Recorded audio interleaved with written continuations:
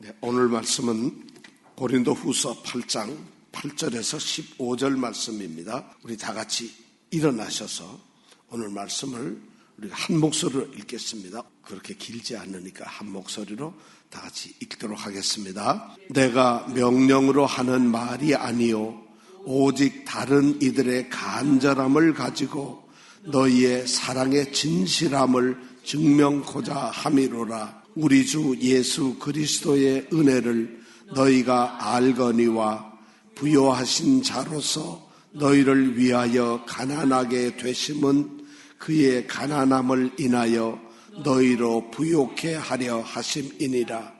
이 일에 내가 뜻만 보이노니 이것은 너희에게 유익함이라.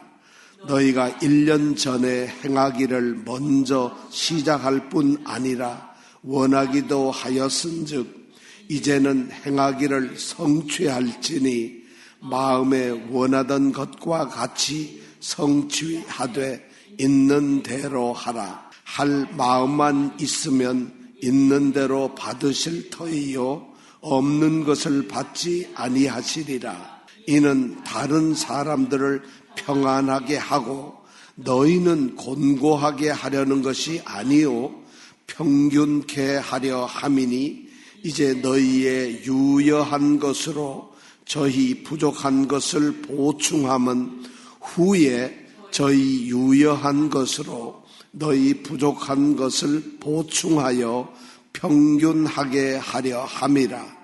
기록한 것 같이 많이 거둔 자도 남지 아니하였고 적게 거둔 자도 모자랐지 아니하였느니라. 아멘. 이 고린도 교회는 말이죠, 우리가 지난주에 생각했던 그 마게도냐, 빌립보나 데살로니가 이 마게도냐에 있는 교회들보다 더 잘 살았어요. 돈 수입도 좋았고 도시도 훨씬 더 컸고 모든 것이 더 나았어요. 근데 고린도 교회는 그런 것만 있는 것이 아니라 빌립보나 데살로니가 교회보다도 영적으로도 더 크게 이 사람들은 은혜를 받았어요. 그래서 오죽하면 이분들은 성령의 충만함 때문에 고린도 교회는 성령의 충만한 은사가 넘쳐났어요. 그래서 이 4절에 보면은 믿음과 말과 지식과 모든 간절함에 있어서 풍성하다. 그 믿음과 말과 지식과 간절함이 뭐냐면 전부 성령이 주시는 은사들이거든요. 말이라는 건 방언이잖아요. 지식이라는 것은 하나님께서 우리에게 주시는 깨달음이잖아요. 이 모든 것이 성령의 은사인데 그게 넘쳐나고 있어요. 그런데 그러한 풍성한 고린도 교회를 향해서 바울이 못 살고 있는 마게도냐 교회의 예를 가지고서 그들에게 도전을 합니다. 마게도냐 교회는 핍박도 받고 그리고 아주 극한적으로 가난한 속에서 살고 있다. 그런데 그들이 예루살렘 교회 성도들을 도우는 이 구제 연보에 대해서 힘을 다해서 하고 있고 힘에 지나도록 하고 있고 그리고 그걸 간절히 원하면서 하고 있다. 그러면서 뭐라고 얘기를 하냐면 7절에 보면은 바울이 이 모든 것 그런 것 가운데서 너희들의 이 은혜를 갖다가 더 풍성하게 만들어라 얘기합니다. 여기서 은혜라고 하는 것은 성도를 섬기는 일을 말하고 있습니다. 자, 이런 도전을 받았을 때 고린도 교회는 어떤 생각을 했을까요?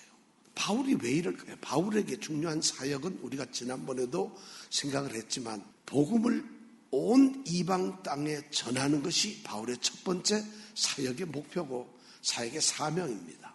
그리고 또 하나는 예루살렘 가난한 성도들을 돕는 구제 헌금을 자기가 세운 이방 교회로부터 거두어서 그들을 돕는 일, 이것이 또한 바울의 중요한 사역 중에 하나였습니다. 지금 오늘 말씀은 이 고린도후서 8장하고 9장에 있는 말씀은 바로 이 두 번째 사역인 구제에 관한 이야기를 우리에게 들려주고 있죠. 그래서 지금 고린도서를 쓰면서 고린도 교회를 향해서 이 일에 참여하고 풍성하게 하라고 하는 도전, 권면을 하고 있습니다. 오늘 읽은 우리 8절 말씀에 보면은 바울이 첫 마디가 뭐냐면 내가 이 구제 헌금을 너희들에게 명령을 하고 있는 것이 아니라고 이야기를 합니다. 구제 헌금을 하는데 해야 됩니다 하고 강요를 하거나 이거는 안 하면은 여러분 큰일 납니다. 협박을 하거나 어떤 명령을 하는 것이 아니라 나 이거 여러분들에게 하세요 하고 명령하는 거 아닙니다. 이렇게 선언을 하고 있어요. 바울이 누구예요? 고린도 교회를 세운 사도고 예수 그리스도의 복음을 전하는 사도입니다. 그 정도 권위가 있으면 자기를 통해서 예수 그리스도를 믿게 된 성도들한테 하세요 할 수가 있지 않겠어요? 오늘날 우리 목사님들처럼. 그런데 바울이 여기에 보니까 성경에 뭐라?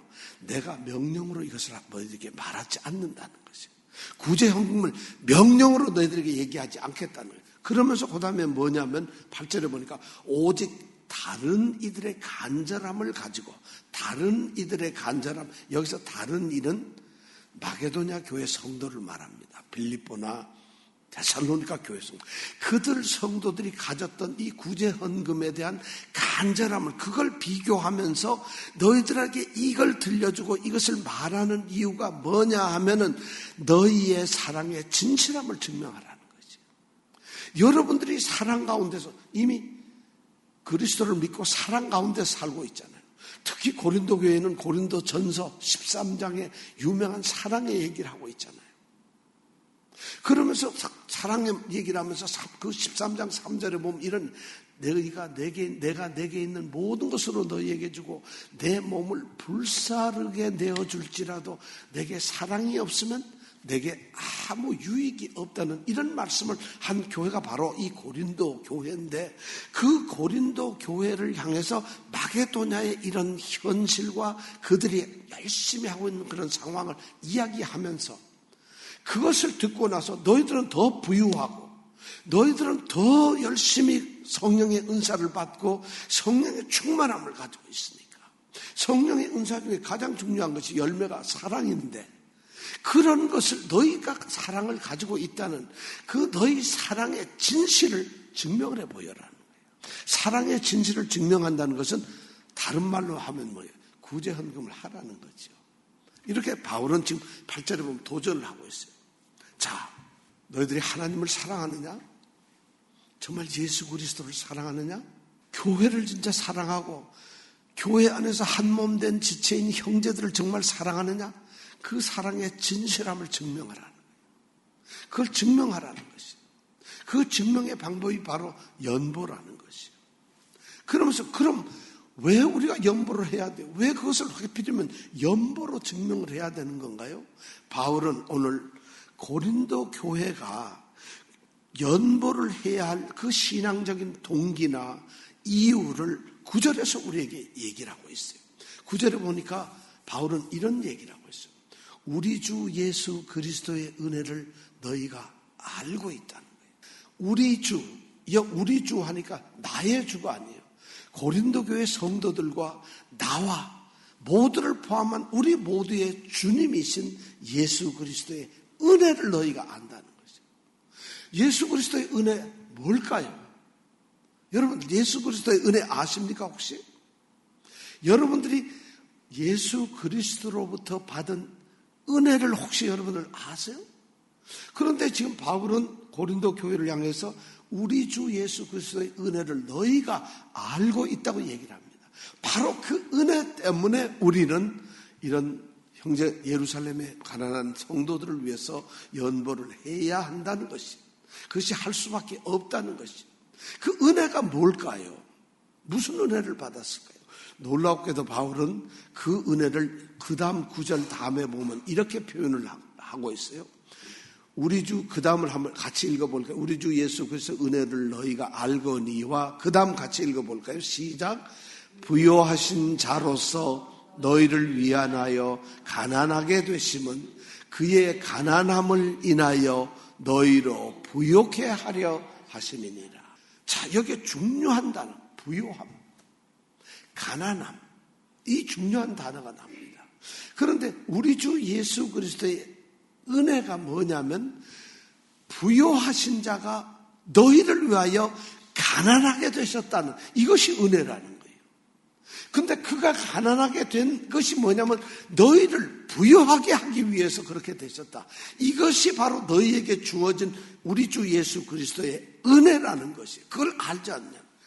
여러분 이 말 딱 들으니까 여러분 알 수 있어요? 부요하신 자가 가난하게 되셔서 그가 가난해서 우리가 부요하게 되게 하려고 그랬다. 이것이 은혜라는 거예요. 성경 말씀이 그렇게 되어 있어요. 여기서 우리가 중요한 것은 부요하신 자가 누구냐? 예수 그리스도. 가난하게 되신 자가 누구냐? 예수 그리스도. 우리를 부요하게 하시는 자가 누구냐? 예수 그리스도.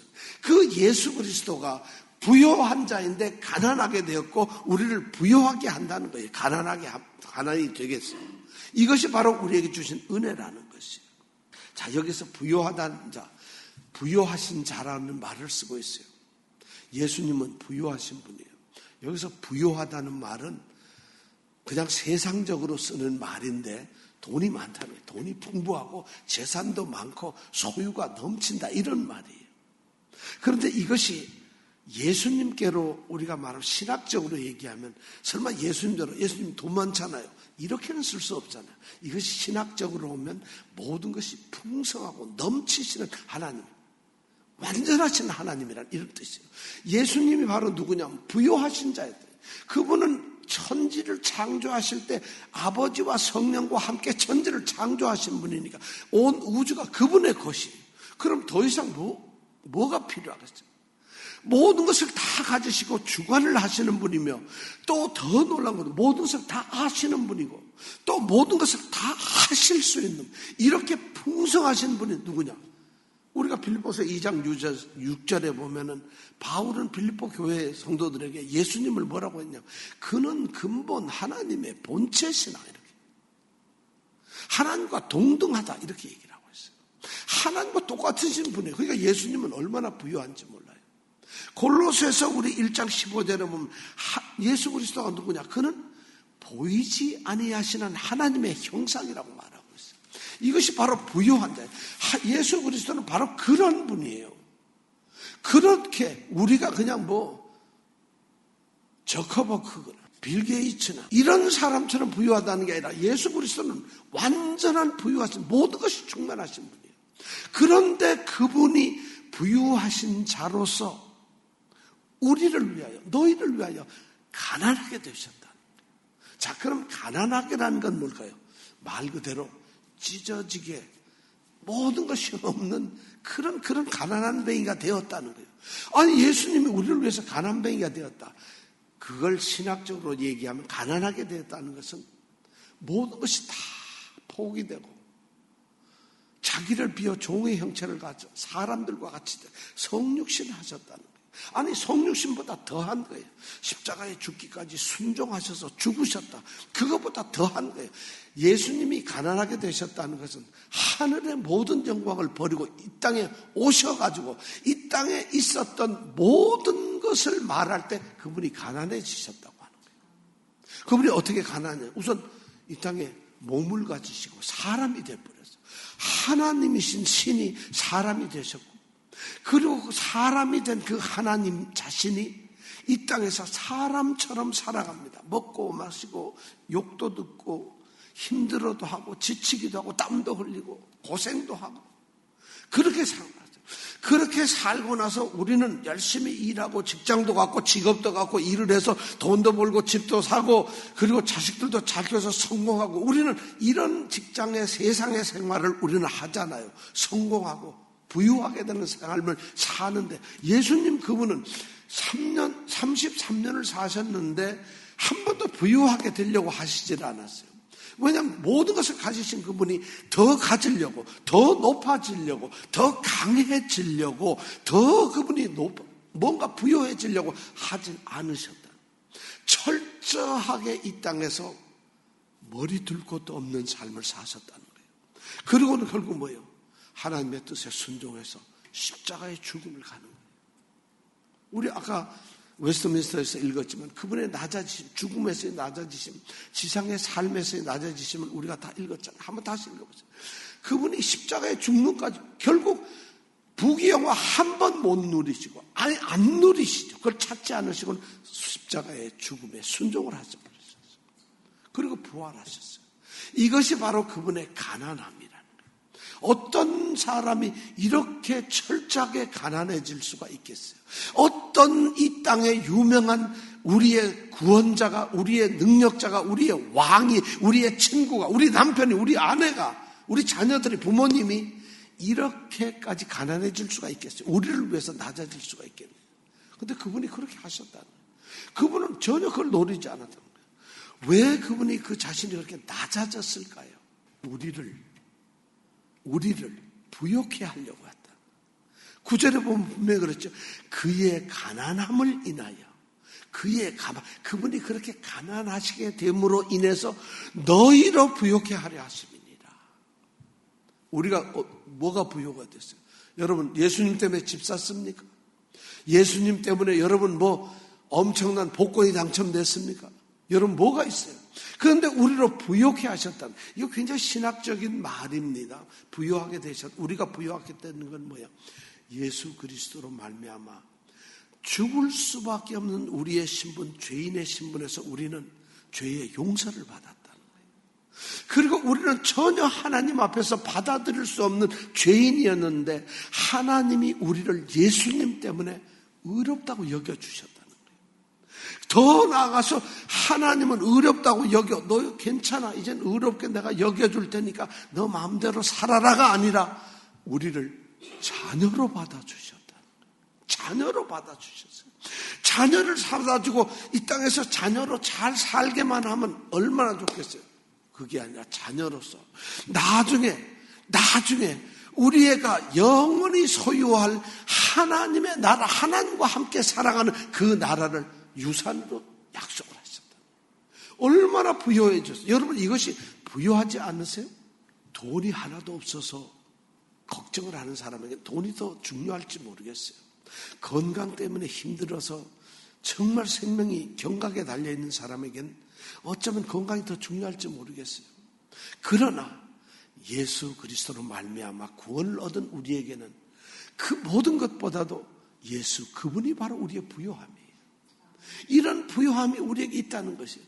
여러분, 우리가 생각을 해보세요. 우리의 운명이 영원히 죽어야 되는 운명인데 어쩌면 멸망하지도 죽지도 아니하고 영원토록 십자가에서 죽으신 그 예수님 때문에 건져지지 않고 영원토록 만약 불의 유황과 같은 그 지옥불에서 우리가 산다고 가정을 해보세요. 그런데 거기에 안 들어가고 오히려 낙원으로 옮겨서 하나님과 사는 것이 우리의 유산이고 기쁨이라고 생각해 보세요. 이게 우리가 부유해진 거 아닌가요? 이런 부유함을 여러분들 눈으로 볼 수 있는, 만질 수가 없고 우리가 지금 누릴 수가 없고 알지 못하고 깨달을 수도 없고 그걸 누가 봤냐고. 그게 아니라 성경은 그런 얘기를 하고 있잖아요. 그럼 성경이 그런 얘기를 한다면 성경에서 전능하신 하나님의 얘기를 우리가 얼마나 듣습니까? 하나님은 우리를 사랑하시고 우리를 지키시고 우리를 돌본다고 우리는 하나님을 그렇게 얘기한다면 그 하나님이 말씀하신 그 나중에 그 일들이 역시 그대로 있을 거 아니겠어요? 그렇다면 이것이 우리에게 약속됐다면 이거보다 부유한 게 어디냐? 이런 부유함을 우리가 누리게 되었다는 것이 고린도 교회에 지금 이 얘기를 하고 있는데, 이 9절에 있는 그 말씀 하나로 그냥 고린도 교회에게 너희들이 부유하신 자가 가난하게 되셨어. 왜 가난해졌는지 알아? 자신이 가난해짐으로 너희를 부유하게 했단다. 그래서 너희가 지금 오늘날 너희들이 존재하고 있는 거란다. 너희들이 바로 그런 성도라면, 그렇다면 너희들이 가난 중에 고통받는 그리스도의 몸된 지체들인 형제 자매들에게 어떻게 해야 되겠나? 하물며 마게도냐처럼 극심한 가난 속에서 고통하는 그들도 힘에 지나도록 자발적으로 했다면 너희는 어떻게 하겠느냐? 지금 그 얘기를 하고 있는 것이 바울이. 그러면서 10절에 보니까 바울이 이 일에 내가 뜻만 보인다고 얘기를 하고, 내가 한 아이디어를 하나 제공할게. 내가 나의 의견을, 이 일을 어떻게 하면 좋을까 하는 의견을 내가 제시하겠다고 얘기합니다. 그러면서 이제 고린도 교회를 향해서 얘기합니다. 10절에 보면은 10절과 11절에 보면은 자 이렇게 너희가 1년 전에 이걸 하려고 자발적으로 결정을 했다. 1년 전에 구제 헌금을 하기로 자기들이 원해가지고 결정을 했다는 것이. 그런데 바울과 관계가 좀 멀어져가지고 안 해버려 헌금. 지지부진하고 있어요. 근데 디도가 가가지고 편지를 들고 가서 관계가 화해가 됐잖아요.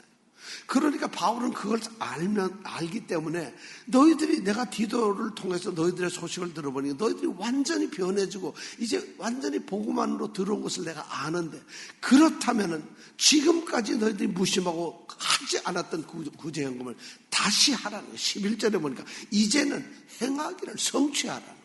그걸 하라는 거예요. 이제 할 때가 되었다는 거예요. 그리고 너희들이 그 마음에 그렇게 원했지 않느냐. 그걸 갖다 이제 하라는 거예요. 바울의 아이디어는 자기의 의견은 그겁니다. 그러면서 그가 의견을 내셨는데 그럼 어떻게 해야 되느냐. 아주 중요한 얘기를 하고 있어요. 헌금을 어떻게 해야 하느냐. 구제헌금을 우리가 하는데 너희들이 구체적으로 어떻게 해야 하는가 방법을 오늘 우리에게 이야기해 주고 있습니다. 여기에 보면 11절부터 12절까지의 중요한 단어 3개가 나옵니다. 자, 11절 제가 읽어보겠습니다. 이제는 행하기를 성취할지니 마음에 원하던 것과 같이 성취하되 제일 끝에 있는 말이에요. 있는 대로 하라. 12절에 보면 할 마음만 있으면 있는 대로 받으실 터이요 없는 것을 받지 아니하시리라. 야, 이게 너무 중요한 말씀이에요. 여기에 보면은 이제 3가지 중요한 말이 나옵니다. 첫째로 있는 대로 하라. 구제 헌금을 어떻게 하라고요? 있는 대로 하라. 빚내 가지고 집 팔아 가지고 내가 지금 이건 도저히 우리 애 등록금을 내려고 하는데 그걸 가지고 구제 헌금 내라? 성경에 그렇게 돼 있어요. 여러분 하나님께 드리면은 100배로 복을 받습니다. 여기 그런 얘기는 하나도 없어요. 여기 성경에 보면 이 구제헌금에 대해서 있는 대로 하라는 것이에요. 자, 우리는 헌금을 할 때 이제 헌금을 어떻게 해야 하느냐는 걸 여기서 바울이 우리에게 얘기해 주고 있어요. 우리가 마땅히 구제헌금을 주어야 하는 의무가 있지만은 그것을 할 수 있는 힘을 넘어서 하라고 바울은 이야기하지 않아요. 할 수 있는 대로 하라는 게. 마게도냐 교회들은 가난했지만은 힘이 닿도록, 힘에 지나도록 그들이 간절히 했지만 그것을 그들이 했기 때문에 너희들도 그렇게 하라고 하지 않아요. 헌금의 중요한 것은 남이 했기 때문에, 남이 이렇게 하고 있기 때문에, 체면 때문에, 눈치 보면서 어쩔 수 없이 이렇게 하라는 게 아니라 있는 대로 하라는 것이에요. 왜냐하면 그 있는 것이 하나님의 복이기 때문입니다. 하나님께서 우리에게 주신 거기 때문에 내가 하나님께 받은 것으로 우리가 연보를 하라는 것이에요. 바울이 이게 첫 번째가 있는 대로 하라예요. 두 번째가 뭐냐면 12절에 뭐냐, 할 마음만 있으면 이 말이 무슨 말이에요? 중요한 것이 있는 대로 하라. 두 번째가 할 마음 있으면 하라. 할 마음만 있으면 이 성경 말씀을 이걸 정확하게 해석을 하면 준비된 마음으로 기꺼이 나누려는 마음으로 하라는 것이. 할 마음만 있다. 이 얘기는 자기의 삶의 형편과 삶의 상황을 보고 그 다음에 자신의 마음의 상태가 자신의 감정과 마음과 신앙과 이 모든 것을 봐서 그렇게 해서 어떻게 헌금할까를 정하라는 거예요. 그걸 자발적으로 기쁨으로 하라는 것이에요. 하나님께서는 어떻게 하느냐? 여기 보면은 할 마음만 있으면 있는 대로 받으신다는 것이에요. 그 다음에 거기 보면 없는 것을 받지 아니하신다는 것이에요. 그러니까 여러분들 하나님은 그 마음을 받으시는 거예요. 양을 받으시는 게 아니라 크기를 받으시는 게 아니라 그 마음을 받으신다는 것이에요. 여기서 할 마음만 있으면이란 말이 자발적으로 기쁨으로 드리라는 거예요. 이 말이 두 번째 이제 이 구제헌금의 원리고요. 세 번째 보면은 아주 중요한 단어가 나와요. 12절에 보니까 할 마음만 있으면 있는 대로 받으실 터이요. 이 받으실 터요란 말이에요. 받으실 터요. 할 마음만 있으면 있는 대로 누가 받으실 터이올까요? 누가 받아요, 여러분? 받으실 터이요. 12절에 보면 할 마음만 있으면 있는 대로 받으실 터이요. 누가 받을까요? 바울이 받을까요? 하나님이 받으시는 거예요. 이 구제헌금을 지금까지 바울은 구제헌금을 이야기하면서 너희들이 이 헌금을 하면 예루살렘에 있는 가난한 형제 자매들을 돕는 것으로 우리가 구제연보를 한다 했는데 갑자기 가난한 형제들에 드리는 이 구제연보가 하나님께 드리는 것으로 하나님이 받는 것으로 주체가 달라져 버리고 만다는 거죠. 뭐냐? 하나님께로 받은 것을 하나님께로 드리는데 형제 자매들에게 드리는 것이 결국 주님은 자신이 받는 것으로 받아들인다는 것이죠. 이 소자에게 물 한 잔을 주면 그것이 결국 내게 한 것이라는 거예요. 이 굉장히 중요해요. 하나님이 받으시면 연보는요 누구를 돕는 것이 아니라 하나님께 드리는 것이라는 거예요. 바울의 지금 생각이 그거예요. 그러니까 고린도 교회에게 부유한 자로서 가난하게 되시고 그 가난 때문에 너희가 부유하게 됐다면 너희들이 하나님께 드리는 것이 마땅하지 않느냐, 그 논리가 바로 여기에서 나오는 것이에요. 이렇게 세 가지 중에 있는 대로 해라. 할 마음만 기꺼이 하라. 세 번째, 하나님께 드리는 것이라고 생각하라. 이것이 바로 어떤 하나의 어떻게 헌금을 해야 하는 거예요. 그러면 이렇게 해야 하는 우리 연보의 목적이 하나님께서는 왜 우리에게 이렇게 구제헌금을 하게 했을까? 바울은 왜 이렇게 구제헌금을 자꾸 강조를 하고 있을까? 이방인 교회에. 그 대답이 바로 13절에서 15절까지 나옵니다. 여기서 딱 한마디는 뭐냐면 13절 제일 끝에 보니까 평균케 하려 함이라. 평균이 뭐예요, 여러분? 평균. 1하고 4를 더하면 평균이 얼마죠? 1하고 3이 있어요. 이거 평균하면 얼마죠? 1하고 3.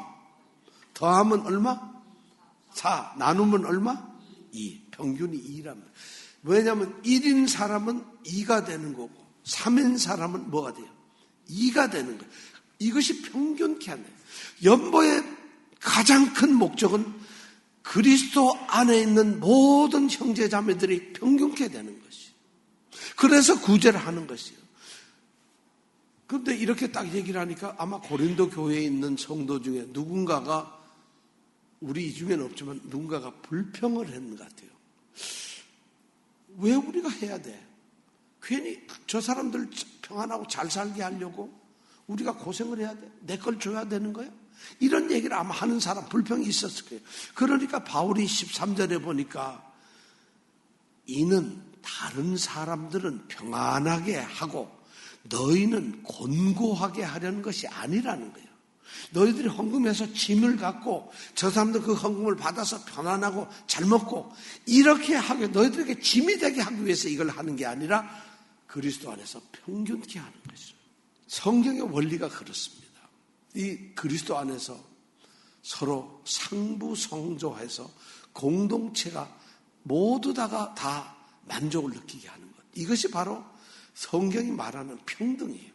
하나님이 원하시는 거예요. 물론 하나님은 사람들에게 각각의 능력과 환경에 따라서 어떤 사람에게는 더 많이도, 어떤 사람에게는 더 강하게도, 어떤 사람에게는 더 오래도록 더 크게 이렇게 줄 수 있고, 어떤 사람은 그렇게 안 할 수가 있어요.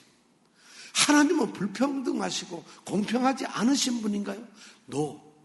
하나님은 모든 사람에게 그의 능력과 그의 노력과 그의 힘과 그의 형편에 따라서 각각에 맞게 주시지만, 그러나 하나님이 원하시는 것은 그들이 받은 것으로 평균을 이루기를 원하신다는 거예요.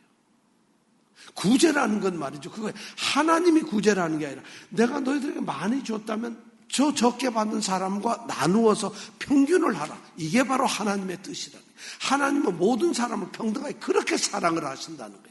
그러니까 많이 가진 것이 하나님께서 주신 것인데 그것을 나로서 누리고 자랑하라는 것이 아니라 하나님이 내게 많이 주셨네. 그러면 없는 사람과 내가 나누어서 평균이 되어야지. 없는 사람은 내가 없어가지고 불평하고 원망할 게 아니라 하나님께서 있는 자로 하여금 평균하게 하시니까 또한 그것을 감사히 여기라는 것이. 이것이 바로 성경이 말하는 원리라는 것이. 그래서 초대교회 성도들 처음 교회가 생겼을 때 예루살렘 교회가 어떻게 했죠? 자기의 소유를 자기의 것으로 주장하지 않고 있는 대로 그것을 내어놓아서 서로 통용을 했다. 이것이 교회의 모습이었어요. 이게 하나님이 원하시는 모든 성도에 대한 사랑의 모습이었어요. 그 예가 뭐냐면 15절에 나와요. 기록한 것 같이 많이 거둔 자도 남지 않았고 적게 거둔 자도 모자라지 않았다.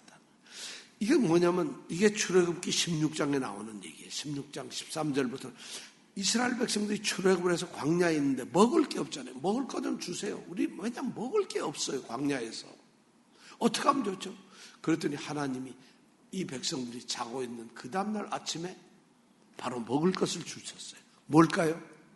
만나를 주셨다는 거예요. 이들이 먹을 게 없어서 원병하고 막 원망하고 밤새 불평하고 있다가 아침에 눈을 따라서 보니까 들판에 하얀 게 깔려있다는 거예요. 그게 뭐냐? 만나예요. 하나님이 잠깐 모세에게 말하죠. 이것을 쌓아두지 말아라. 많이 가지려고 욕심부리지 말아라. 먹을 만큼 일용할 양식으로 멀어라. 그래서 이 백성들은 거들어갑니다. 근데 어떤 사람은 욕심이 좀 있어가지고 조금 더 끌어왔단 말이에요. 근데 그게 없어져 버려요. 남아있질 않아요. 어떤 사람은 조금 모자라게 가져왔지만 그렇게 조금 가져왔어요. 그런데도 그 사람이 결국 모자라지 않다라는 거예요. 이것이 만나의 원리고 하나님께서 하나님의 백성인 이스라엘 백성, 그들이 하나님 백성 아니에요. 하나님이 원하시는 하나님의 나라의 사람들이잖아요. 그들에게 하나님이 베푸시는 은혜의 형평이 바로 그런 거라는 것이죠. 바로 이런 것을 예로 들면서 그렇게 하라는 거예요. 근데 우리에게는 궁금한 게 있어요. 하나님, 그렇긴 한데 내가 저 사람은 나보다 늘 부족해요. 근데 나는 많아요. 그럼 나는 일방적으로 저 사람한테 도와주기만 해야 돼요. 이거 불공평하지 않아요? 나는 계속 줘야 되고 있는데 내가 이걸 어떻게 해서 벌었는데 내가 이것을 어떻게 했는데 왜 저 사람한테는 도와주기만 해요? 그럼 받는 사람은 하하 이거 내가 받으니까 좋구만. 이제 나 일도 하지 말고 가만히 있어야 되겠구나. 그게 아니에요. 14절에 보니까 여기에 대답을 했어요. 이제 너희의 유여한 것, 유여라는 건 남는다는 거예요. 너희의 남는 것으로 저희의 부족한 것을 보충하는 것이 그게 뭐냐면 후에 나중에 저희가 남는 것으로 너희의 부족한 것을 보충하여서 평균하게 하는 것이에요. 이 말씀이 너무 중요한 거예요. 구제를 받는 사람은 일방적으로 구제만 받고 그걸 즐기고 그걸 누리는 것이 아니라 그도 똑같이 나중에 자기의 있는 것으로 나누어야 된다는 거죠. 그러니까 억울하게 할 생각이 없어요. 예를 들어 어떤 사람에게는 돈이 많은데 어떤 사람에게는 건강이 많고 어떤 사람은 시간이 많고 어떤 사람은 재능이 많아요. 그럼 재능이 많은 사람은 재능이 없는 사람을 도울 수 있는 거죠. 돈이 많은 사람은 돈이 많은 것으로 도울 수가 있죠. 아는 게 많은 사람 아는 걸 많은 것으로 도울 수도 있죠. 힘이 좋은 사람 힘이 많은 것으로 도울 수 있죠. 우리 이정근 집사님이 나를 얼마도 이병택 집사님은 이러고 말할 수 없이 나를 도와주는 게 많습니다. 왜냐하면 우리가 부족한 것이 있어요. 그것을 보충을 세워서 그것을 뭘 한다고요? 나는 전기를 아무것도 모르지만 이병택 집사님을 통해서 전기에 대해서 평균이 되는 거예요. 나도 이제 필요한 것을 다 누리게 되는 거예요. 이런 것이 바로 기독교적인 평균의 원리라는 거죠. 이게 기독교적인 삶의 원리라는 거예요. 그래서 서로 사랑하라는 거예요. 없어서 불평할 것도 아니고 넘쳐서 교만할 것도 아니라는 것이 바로 오늘 바울이 이야기하고 있는 것이에요. 그래서 15절까지 이런 말씀을 하고 있어요. 자, 이제 여기까지 우리가 결론을 내보겠습니다. 연보가 뭘까요? 이 말씀을 가만히 생각하면 연보는 누가 누구에게 도움을 주는 행위가 아닙니다. 우리는 착각하기를 구제하고 사랑하고 누구를 돕고 뭐 이렇게 하는 것은 남에게 뭔가를 주는 걸로 생각을 해요. 우리는 주는 것이 아니라 나누는 거예요. 하나님이 우리에게 주신 파이가 이렇게 큰데 이 파이에서 어떤 사람은 이만큼 가지고 있고 어떤 사람은 이만큼 가지고 있지만 이걸 나누는 거예요. 주는 것이 아니에요. 준다고 생각할 때 우리는 교만해지고 준다고 생각할 때 우리는 인색해지고 준다고 생각할 때 우리는 우쭐해지고 잘못 생각해요. 정말 우리는 위험에 빠질 수 있다는 거예요. 이건 뭐냐? 나눔이라는 것이에요. 나눔. 그래서 이 구제연금의 핵심적인 의미가 은혜와 성도 섬기는 일에 참여함이라는 게 뭐냐면 교제고 나눔이라는 것이에요. 바로 이런 성도가 나누는 것, 이것이 바로 연보의 정신이라는 것이죠. 하나님께 받은 은혜를 기억하고 감사하고 누리면서 다시 하나님께 드리는 것으로서 우리가 감사를 드리고 그러면서 서로 그 하나님께 드리는 것이 결국은 우리의 형제 자매를 위해서 나누는 것으로 나타나는 것. 이것이 바로 사랑의 진실성을 증명한다는 것이죠.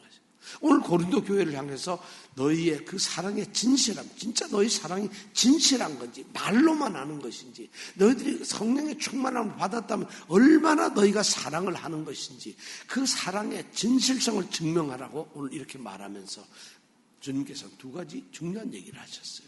오늘 말씀에서 우리가 중요한 건 있는 대로 하라, 지성으로 하라, 그리고 하나님께 드리면서 하라. 그 다음에 또 하나는 형제를 사랑함으로 나눔으로써 평등하게 하라.